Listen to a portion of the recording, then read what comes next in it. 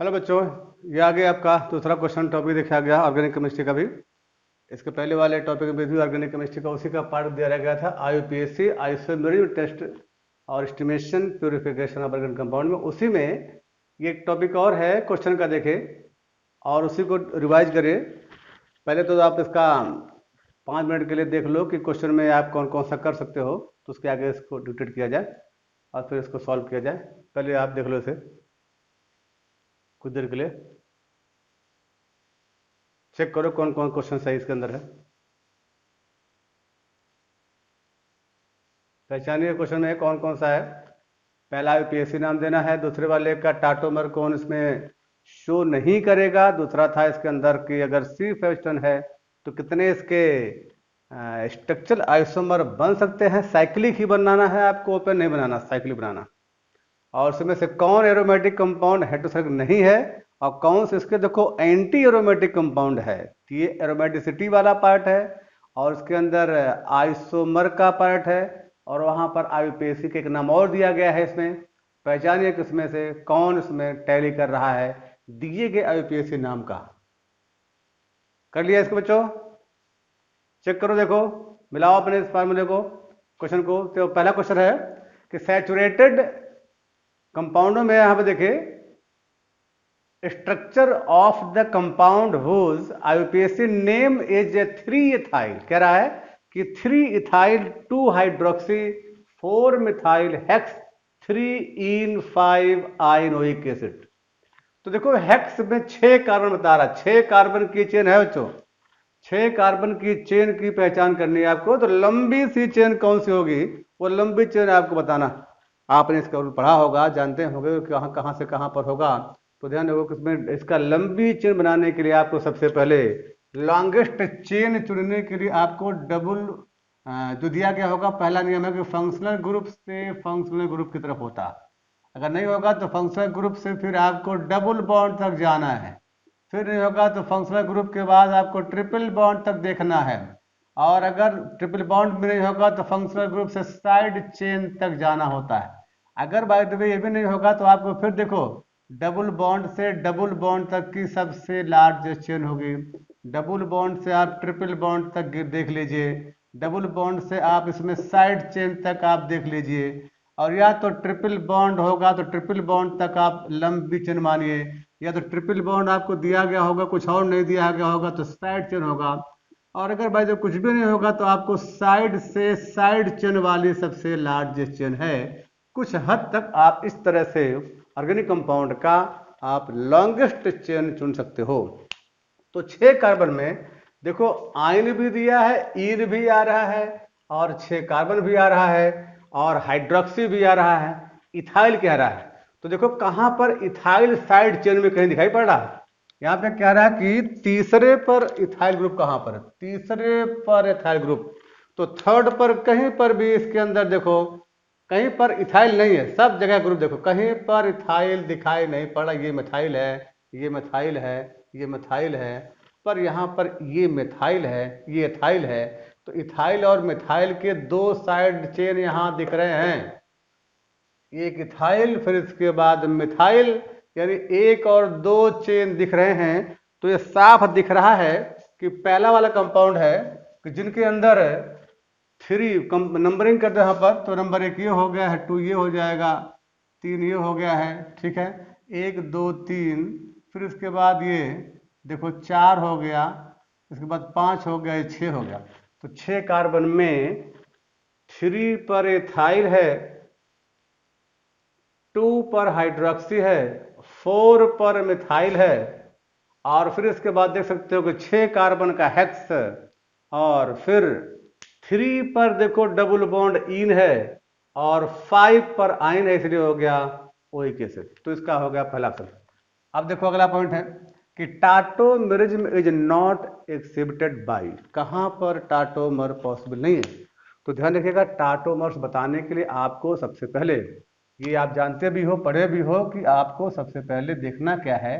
कहीं पर हो अगर कीटो ग्रुप दिखता हो, ऐसा एल्डिहाइड ग्रुप हो या किसी प्रकार से आपको दिखता कीटो ग्रुप में हो, ठीक है। अगर इसके साथ में मान लो कि नाइट्रो ग्रुप दिया गया हो, एन डबल बॉन्ड हो, और या तो कंपाउंड में नाइट्रोसो दिया गया हो, ऐसा दिया गया हो, और उसके अल्फा कार्बन पर कम से कम एक अल्फा H पाया जाए। अल्फा कार्बन है, ये भी अल्फा कार्बन है, ये भी अल्फा कार्बन है, अल्फा कार्बन पर कम से कम एक H पाया जाता हो तो वह देखो, अगर कीटो होगा तो मतलब इनॉल बनता है, कीटो होगा तो इनॉल बनेगा, नाइट्रो है तो एसिड नाइट्रो बन जाएगा, और अगर नाइट्रोसो है तो ये ऑक्सिन बन जाएगा। ये होगा एसिड नाइट्रो बनेगा, और यहाँ पर इनॉल बनेगा, और यहाँ पर नाइट्रोसो बनेगा। तो इसका बनाने का नेचर इनॉल है, और यहाँ पर होगा एसिड नाइट्रो हो जाएगा, और ये बन जाएगा नाइट्रोसो में। तो देखो, जहां आपको ये दिखे इनसे इनॉल का फॉर्मेशन कहां पर हो रहा है, तो ध्यान दो, यहां पर हम दिखा रहे हैं कि इलेक्ट्रॉन का ट्रांसफर मान लो दिया ऑक्सीजन पर, ये हो गया डबल बॉन्ड H ट्रांसफर हो जाएगा, तो दिखेगा ऐसा नेचर, C पर डबल बॉन्ड दिखेगा, और ये हो गया OH के फॉर्म में, ठीक है, ऐसा दिखाई पड़ेगा, यानी इन भी है और ऑल है, सब बन जाएगा। यहाँ देखो इलेक्ट्रॉन का ट्रांसफर O पे होगा, ये देखिए डबल बॉन्ड बनाएगा, अलग हो जाएगा, इस पर माइग्रेट कर जाएगा। तो यहाँ पर भी इस कंडीशन वही है कि डबल बॉन्ड के फॉर्म में N पर ये ग्रुप OH हो गया है, और ये नाइट्रो हो गया है। ऐसे सेम कंडीशन पर यहाँ भी डबल बॉन्ड पड़ेगा। अल्फा H का माइग्रेशन एक पॉलीवैलेंट एटम से दूसरे पर होता है, दूसरे से कंपाउंड हो जाएगा, कार्बन पर डबल बॉन्ड हो जाएगा, और N पर देख सकते हो ये है OH, इसका नाम है ऑक्सिन। देखो यहाँ पर भी इन और ऑल है, यहाँ पर भी इन और ऑल है, यहाँ पर भी इन और ऑल है। अंतर है, कीटो से इनॉल है, नाइट्रो से इनॉल है, नाइट्रोसो से इनॉल है, पर नाम इसका रखा गया है एसिड नाइट्रो, और ये है ऑक्सिन, पर बन ही रहा है इन और ऑल, इन और ऑल, इनॉल है। तो पहचानो कहां पर है, जहां की ये है, टाटोमर्स नहीं है। तो देखो यहां पर इन और ऑल है, इन और ऑल है तो कीटो बन जाएगा। यहां पर भी देखो कीटो है, इस कीटो के ये वाला कार्बन अल्फा है, इस कीटो पर देखो ये है अल्फा कार्बन है, यहां पर इस कीटो पे अल्फा कार्बन है, ठीक है। इस कीटो पे देख सकते हो कि ये तो इनॉल फॉर्म में है, और ये अगर एक्सिबिट कर सकता है तो ये देखो इसका जो दिया गया है ये H, ध्यान दीजिएगा, ये इलेक्ट्रॉन का ट्रांसफर कर सकता है, तो डबल बॉन्ड के फॉर्म में हो जाएगा। डबल बॉन्ड के जैसे दिया गया है कि पहले यहां पर दिया गया था कि इस पर नेगेटिव चार्ज है, तो ये लोन पेयर यहाँ शिफ्ट करेगा, डबल बॉन्ड यहाँ पहुंच जाएगा, H माइग्रेट कर जाएगा, ऐसा होगा। ऐसे यहाँ पर भी होगा कि डबल बॉन्ड पर शिफ्ट करेगा, ये नेगेटिव ये जाएगा, और H यहाँ पर पहुंच जाएगा, तो यहाँ देखो जो बनेगा ये होगा CH2, और ये C पर डबल बॉन्ड और H हो जाएगा। इससे मतलब हो गया कि इनॉल से कीटो के फॉर्म में आ गया। तो यहाँ शो कर रहा है, वहाँ शो कर रहा है। ये देखो दूसरा ऑप्शन के अंदर ये पॉसिबिलिटी नहीं है, क्योंकि अल्फा कार्बन पर H तो है, यहाँ पर भी H है अल्फा, लेकिन इस अल्फा H जो पाया जा रहा है वो अनसेचुरेटेड कार्बन पर है, इसलिए इसके अंदर टाटोमर्स पॉसिबल नहीं है, ये टाटोमर्स एक्सिबिट नहीं कर सकता। The number of polygon formula for all the possible structural isomers having molecular formula C5H10, तो कहां पर ऐसा होगा, तो C5H10 का आपको कह रहा पॉलीगन फार्मूला मतलब साइक्लिक फार्मूला, ध्यान रखिएगा इस पर जो टर्म है कभी आए, ये कह रहा है पॉलीगन फार्मूले का मतलब होता है साइक्लिक स्ट्रक्चर। तो आपको C5H10 का साइक्लिक फार्मूला बताना है, C5H10 का साइक्लिक फॉर्म में ध्यान रखिएगा। सबसे पहला हो गया 5 कार्बन का, आप देखो तो यहाँ पे इसका जो डबल बॉन्ड इक्विवेलेंट है वो है 5 + 1 -10/2, यानी 6 - 5, यानी 1 पाई बॉन्ड है, अर्थात वह रिंग बन गया है। तो एक 5 कार्बन की चेन वाला ये अपने कंपाउंड बन गया, साइक्लोपेंटेन हो गया। अब एक 4 कार्बन का जब बनाओगे तो एक कार्बन आ जाएगा साइड चेन में, और अगर जब 3 कार्बन का बनाओगे देखो ऐसा होगा, इस पर एक 2 कार्बन बाहर दिखाई पड़ेगा, कभी कभी ये देखो चौथा जब 3 कार्बन का बनेगा तो ये एक ही कार्बन पर ये 2 होंगे साइड चेन, ठीक है। या तो देखो ऐसा हो सकता है इसके साथ में कि आपने ये ऐसा बना रखा है कि 3 कार्बन की देखो, ठीक है ना, 3 कार्बन की चेन के साथ में एक ऐसा फॉर्म देखो ऐसा बन गया होगा लेट, और ये देखिए इसका सेंस है कि दो ये जो एक ही जगह पे दिखाया गया था उसे 2 जगह पे लिख सकते हो। जैसे मान लो ये है ट्राइएंगल बना दिया, एक ही कार्बन पर 2 कार्बन की चेन थी तो आप इसे अलग अलग कर दे, इसको कर दो, एक यहाँ कर दो, तो एक ये बन गया, दूसरा हो गया, तीसरा हो गया, चौथा हो गया, पांचवा हो गया। तो कुल मिलाकर के 5 ये पॉलीगन यानी साइक्लिक जो फार्मूला बनेगा वो 5 बन जाएंगे। अब आगे देखो, which of the following is not heterocyclic aromatic compound. आपने पढ़ा होगा कि एरोमेटिसिटी क्या होती है, एरोमेटिसिटी को आपने पढ़ा होगा कि एरोमेटिसिटी क्या है, एंटी एरोमेटिसिटी क्या है, और नॉन एरोमेटिक क्या होते हैं। तो एरोमेटिसिटी जान लगेगा कि उसके अंदर क्या होना चाहिए, एंटी एरोमेटिसिटी क्या होना चाहिए, थोड़ा सा जान लीजिए खाली बार इस पे एरोमेटिसिटी किसे कहते हैं। दूसरा होता है एंटी एरोमेटिसिटी क्या है, और तीसरा होता है नॉन एरोमेटिक।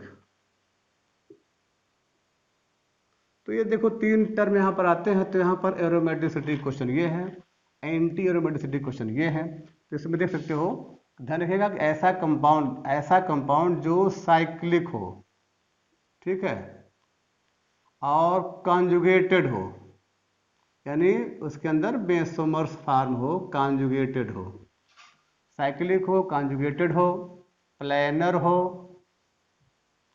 और हकल्स नंबर को फॉलो करता हो, हकल्स रूल।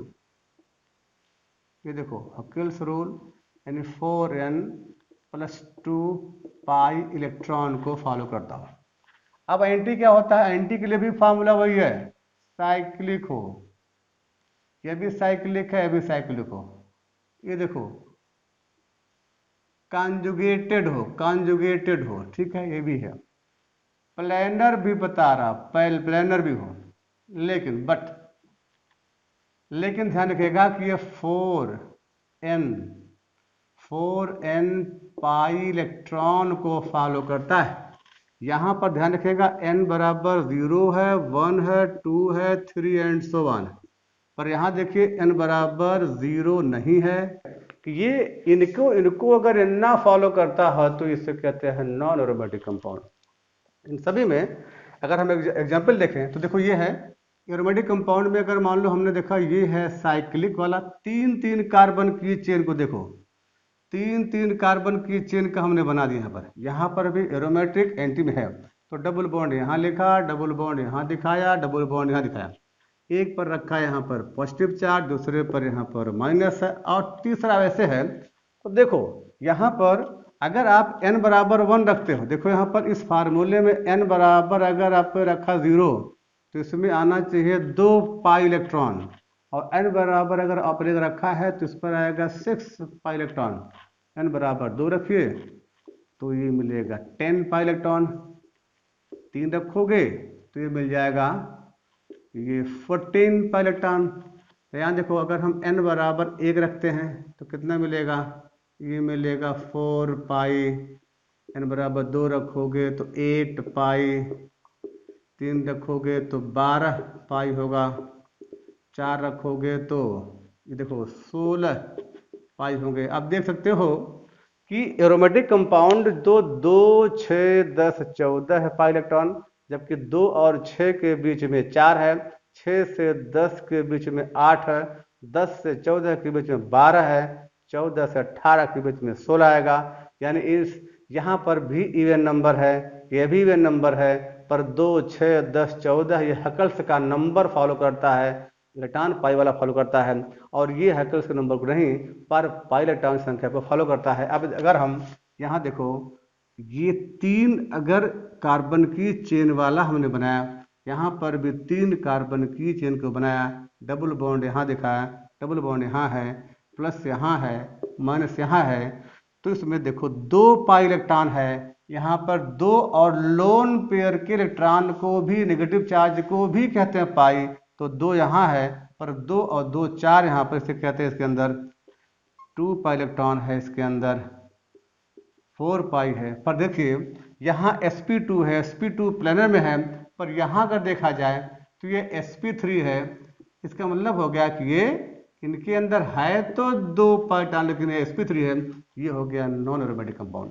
अगर हम चार कंपाउंड को देखें, ये चार कार्बन की चेन देखिए, ये है डबल बॉन्ड, यहाँ पे प्लस चार्ज है, यहाँ पे प्लस चार्ज है। पर अगर हम चार कार्बन की चेन को देखें, ऐसा हो जाए, और चार कार्बन की चेन को देखो, हम केवल एक डबल बॉन्ड बन रहे, तो ये हो गया नॉन एरोमेटिक, एंटी एरोमेटिक, ये हो गया एरोमेटिक कंपाउंड हो गया।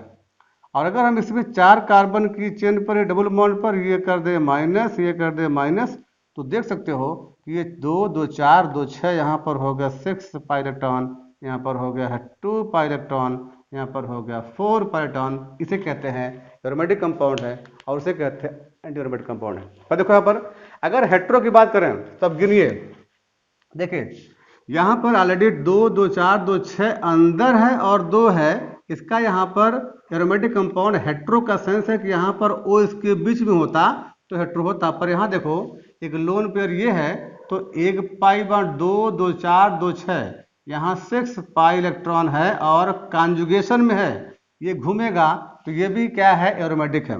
यहाँ देखो हेट्रो है कि यहाँ पर इस कार्बन की चेन पाया जा रहा है, तो 2 2 4 2 6 हो गया।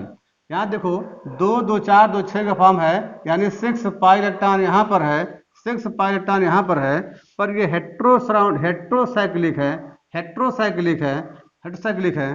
पर ये हेट्रो नहीं है, क्योंकि इसकी साइक्लिक चेन में कार्बन है, इसलिए ये कह रहा है कि ये हेट्रोसाइक्लिक एरोमेटिक कंपाउंड नहीं है। आगे देखो, which of the following compound is anti aromatic and list stable. तो देखो यहाँ पर, ये देखिए इनमें इलेक्ट्रॉन तो 2 और 2 4 है, देखो यहाँ पर 2 और 2 4 यहाँ पर पाई पाए जा रहे हैं, यहाँ पर भी 4 पाई पाया जा रहा है, यहाँ पर 6 पाई है, यहाँ पर देखो 4 पाई है। पर देखिए ये 4 पाई होने के बाद कॉन्जुगेशन में नहीं है, यहाँ पर भी कॉन्जुगेशन नहीं है, यहाँ कॉन्जुगेशन एरोमेटिक है। ये वाला देखो केवल 4 पाई है, कॉन्जुगेशन है, घूमेगा, यहाँ पर रोटेट करेगा, रेजोनेंस करेगा, इसलिए यहाँ पर एंटी एरोमेटिक है। ध्यान रखिएगा ये तीन तरह कंपाउंड में, एरोमेटिक, एंटी एरोमेटिक और नॉन एरोमेटिक में, एंटी एरोमेटिक की स्टेबिलिटी नॉन एरोमेटिक कंपाउंड से भी कम होती है। सबसे ज्यादा स्टेबिलिटी एरोमेटिक की है, एंटी एरोमेटिक की उससे कम। सबसे, एक मिनट, एरोमेटिक कंपाउंड की स्टेबिलिटी ज्यादा, उससे कम है नॉन एरोमेटिक, सबसे कम स्टेबल होता anti aromatic.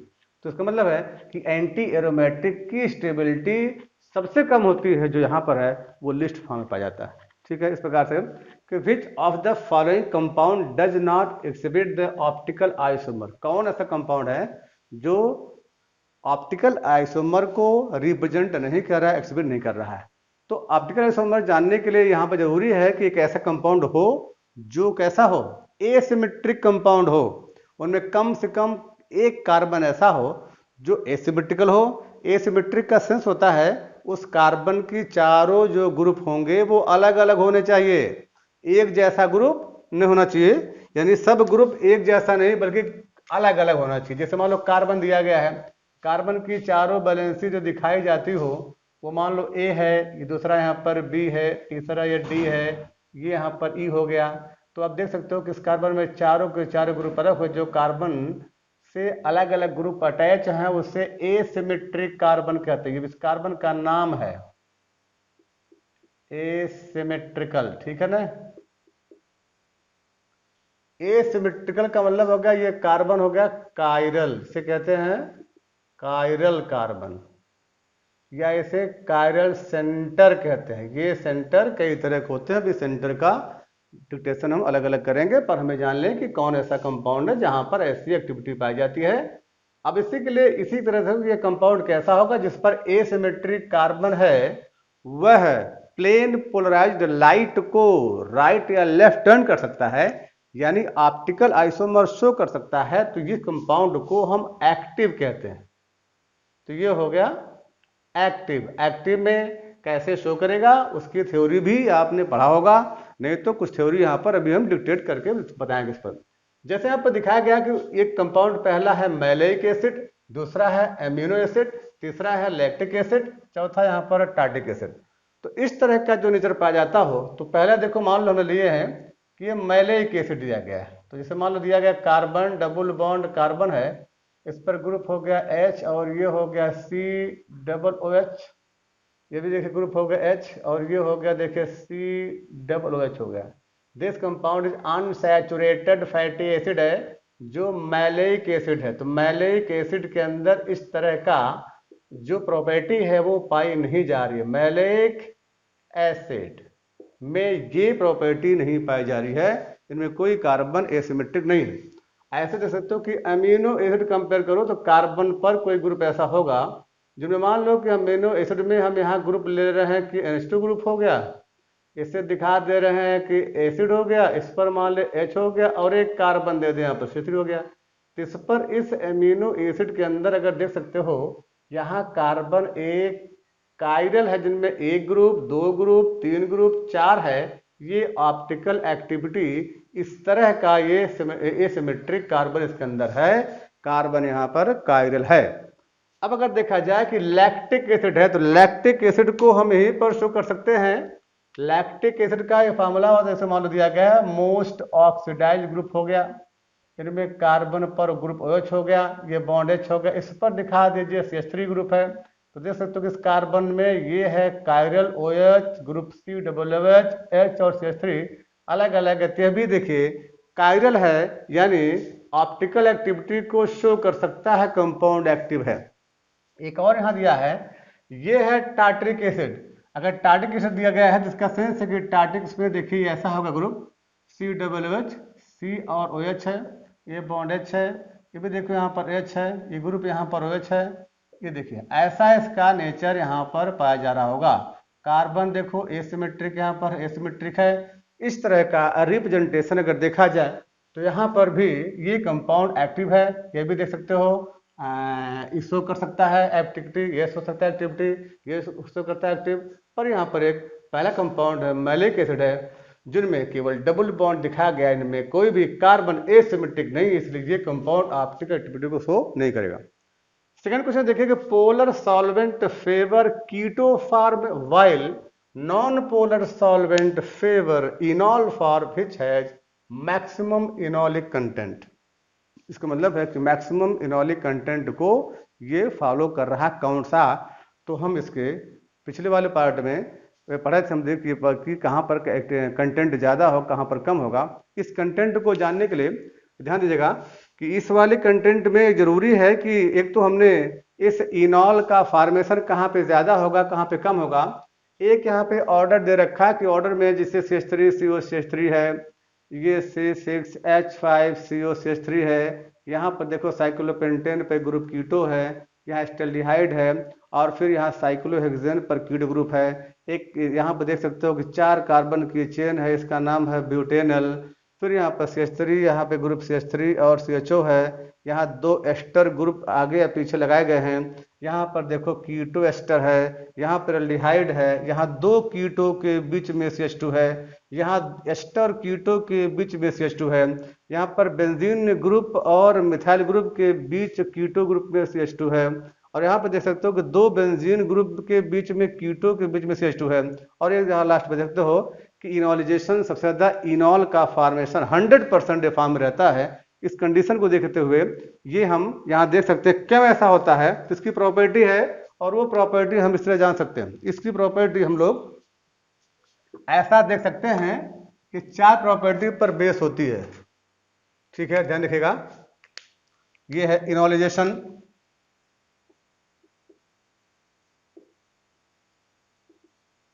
इनॉलिजेशन depends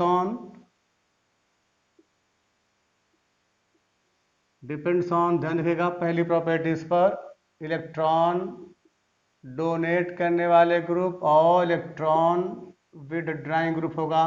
electron donate करने वाला ग्रुप जो होता है यह इनॉल कंटेंट डिक्रीज करता है, ध्यान रखिएगा ये परसेंट ऑफ इनॉल, कम करेगा, और ये परसेंट ऑफ इनॉल इंक्रीजेस, बढ़ाएगा। ठीक है।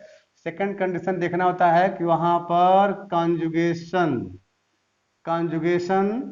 ठीक है, and H bond increases percent of इनॉल। ठीक है, ये बढ़ा के देगा। और तीसरा इसके अंदर है सॉल्वेंट का नेचर। सॉल्वेंट का नेचर होता है, सॉल्वेंट में भी इसी प्रकार से, पर क्वेश्चन जो दिया गया है वो सॉल्वेंट का ही दिया गया है। क्वेश्चन जो दिया गया है वह सॉल्वेंट का ही दिया गया है, उसी सॉल्वेंट पे कहा गया, ध्यान दीजिएगा। पोलर सॉल्वेंट, ध्यान रखिएगा, polar solvent favour keto form, non polar solvent favour enol form. तो ये सॉल्वेंट भी यहां हो सकता है दो तरह का। एक कहलाता है पोलर प्रोटिक सॉल्वेंट। ठीक है, पोलर प्रोटिक सॉल्वेंट जो दिया गया है उसको हम देख सकते हैं, जैसे ये वाटर है, ठीक है, और अल्कोहल है, और ये देख सकते हो एसिड है, इसे कहते हैं पोलर प्रोटिक सॉल्वेंट। क्या कर सकता है, देखो, पोलर प्रोटिक सॉल्वेंट क्या करेगा, इसके अंदर डिक्रीजेज परसेंट ऑफ इनॉल। ठीक है, लेकिन देखिए यहां पर होगा पोलर एप्रोटिक सॉल्वेंट, जैसे एसीटोन इंक्रीजेज परसेंट ऑफ इनॉल। तब देख सकते हो यहां पर, पहले तो हम इस फैक्टर को देखें और अप्लाई करें। देखिए यहां पर ये जो ग्रुप दिया गया है ये इलेक्ट्रॉन डोनेट करने वाले ग्रुप हैं, ये भी इलेक्ट्रॉन डोनेट करने वाला ग्रुप है। इस पर देखो, ये इलेक्ट्रॉन डोनेट करने वाला ग्रुप है, ये नहीं ऐसा है। पर यहां देखो, ये इलेक्ट्रॉन यहां पर इलेक्ट्रॉन डोनेट करने वाला ग्रुप है। ये देखो, इसको देखो, ये वेरी स्ट्रॉन्ग इलेक्ट्रॉन डोनेट करने वाला ग्रुप होगा। ये very strong electron donating group होगा। यहां देख सकते हो कि इस पर इस प्रकार का केवल एक कीटो ग्रुप है। तो ध्यान रखिएगा, कीटो ग्रुप के बीच में CH2 है, यहाँ पे CH2 है, यहाँ पे CH2 है। लिखा है इलेक्ट्रॉन डोनेट करने वाले ग्रुप परसेंट ऑफ इनॉल को घटा देते हैं। तो यहाँ इलेक्ट्रॉन डोनेट ग्रुप वाला है, देखो दोनों इलेक्ट्रॉन डोनेट करने वाला ग्रुप यहाँ एक है, यहाँ इलेक्ट्रॉन डोनेट करने वाले दो ग्रुप हैं। ठीक, ये भी इलेक्ट्रॉन को देखो क्या करेगा, इलेक्ट्रॉन को डोनेट करेगा, रिंग की तरफ देगा, इलेक्ट्रॉन को डोनेट करेगा, रिंग की तरफ देगा, इलेक्ट्रॉन को डोनेट करेगा, रिंग की तरफ देगा। इसका पावर थोड़ा सा और ज्यादा होगा, इसमें सिर्फ एक तरफ से इलेक्ट्रॉन का डोनेशन हो रहा होगा, दूसरी तरफ से यहाँ पर जीरो होगा। ऐसे केसों में यहाँ पर इलेक्ट्रॉन डोनेटिंग पावर सबसे ज्यादा है, उससे कम यहाँ है, सबसे कम यहाँ है। अगर सबसे कम इलेक्ट्रॉन डोनेट करने का पावर यहाँ है तो इसके अंदर इनॉल का परसेंट सबसे ज्यादा होगा, इनॉल का परसेंट यहाँ पे ज्यादा होगा। वही क्रम यहाँ देख सकते हो। देखो इस कंडीशन में अगर देखा जाए लास्ट वाले में देख सकते हो कि यहाँ अगर इनॉल के फॉर्म में देखो तो इसका अल्फा एच यहाँ पर होगा, एक अल्फा एच यहाँ पर होगा। ठीक है,